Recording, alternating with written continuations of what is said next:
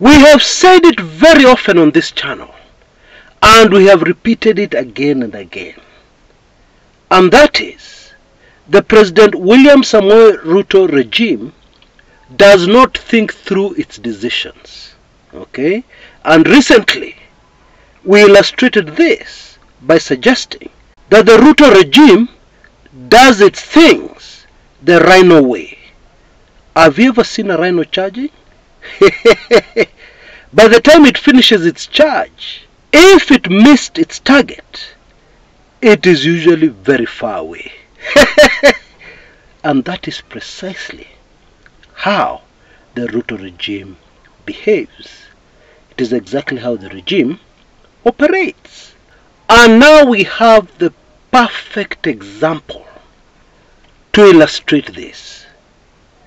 The Rigathi Gachagua impeachment plan, which has exposed very clearly the rhino ways of the Ruto administration.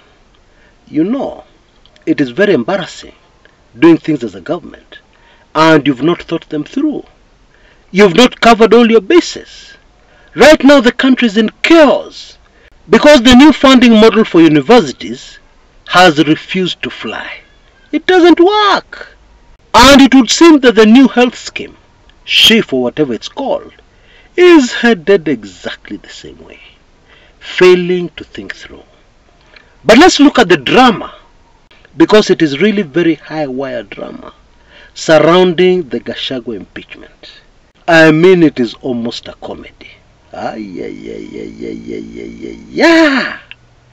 You will not believe. Okay?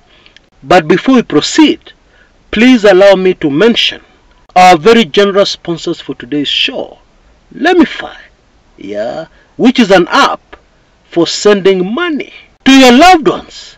And Lemify has so many advantages. Okay, no fees, the best exchange rates in the market, and it is so easy to use, and so many other advantages. I would highly recommend that at least you try it today. Now, if you look in the description area of this video on YouTube, you will see more details, including the code you need to use for Kumekacha, not Kumekucha, which will give you a cashback gift. Definitely worth your while to check it out. Okay? Right. Now, Ruto handlers started this impeachment against Rigathi Gachagua very aggressively. I'm sure we all remember that. And even the fact that they had over 200 legislators sign the impeachment motion, many more than the minimal requirement, that showed you clearly walikuwa wameanza na fujo kali sana. Okay, I think that should be clear. And then along the way, they also used a lot of threats. Bwana Rigathi Gachagua was told so many times, "We're coming for you. We're going to impeach you."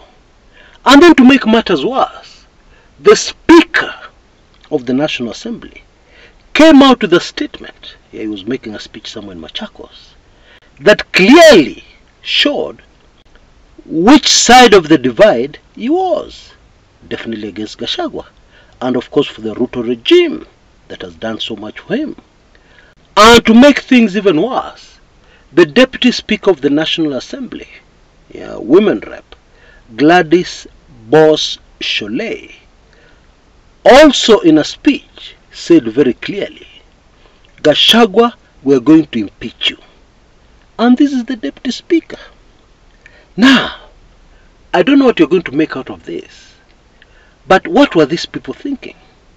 You get the Speaker to come out and make a statement in support of the impeachment.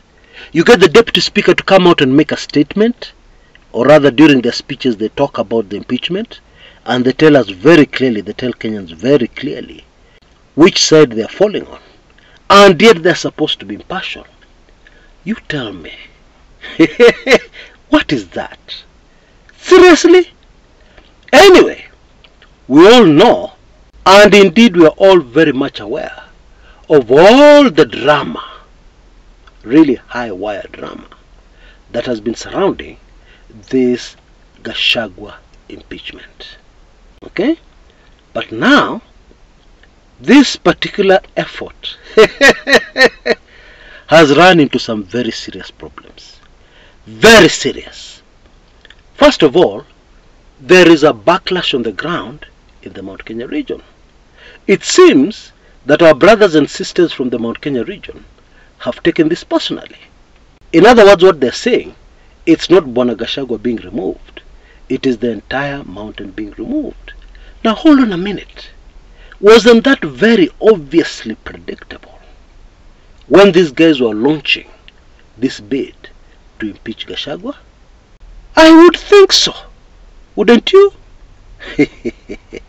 Anyway, the current situation is that a vast majority of those legislators who voted to impeach Gachagua, I mean the process hasn't even started properly, but the ones who appended their signature onto that document to kick off the process, most of them are living in fear of the public. Again, wasn't this predictable? This Kenya Kwanza guys, very difficult to understand.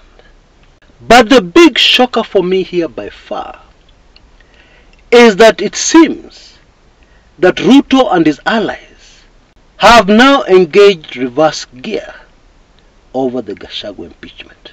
What? Yes, you heard me right.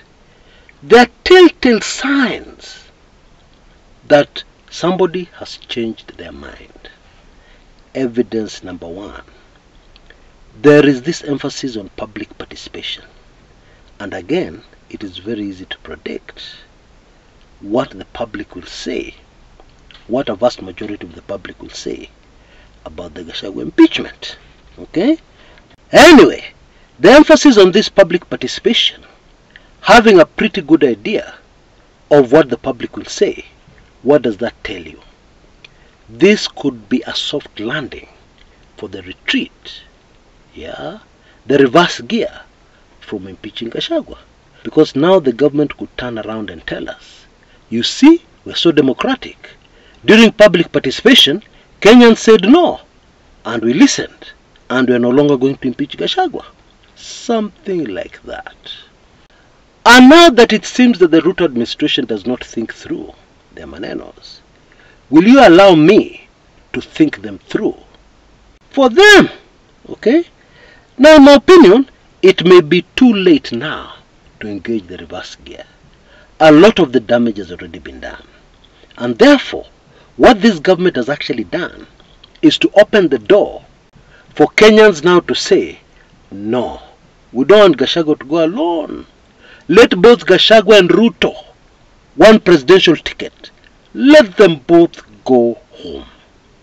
That is where we're headed. And I suspect that is what has caused so much panic in State House. Indeed, there's a young man who claims that he saw very clearly President Ruto with a few marked cars leaving the residence of Deputy President Rigathi Gachagua.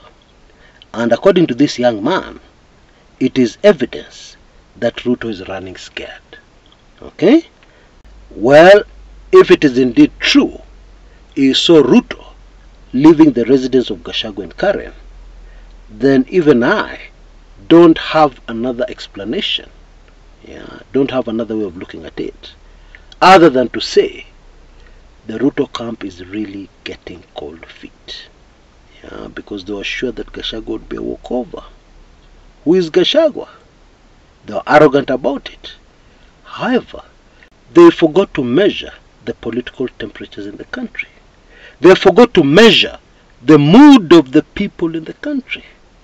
And now it seems that they themselves have opened a door very wide. And this door leads somewhere where Ruto and his cronies do not want to go. That place where Kenyans will demand, no, Rigathi Gachagua should not go. Actually, Ruto must go. I sense that we are not very far from that place. But it is super fascinating to even behold the developments taking place so far. It is super fascinating to see a government make such serious blunders.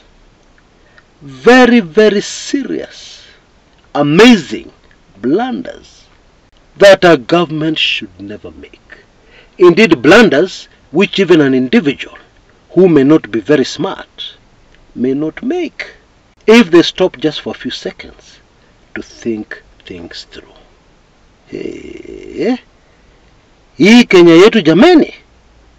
Anyway, let us bring out the popcorn and enjoy this show.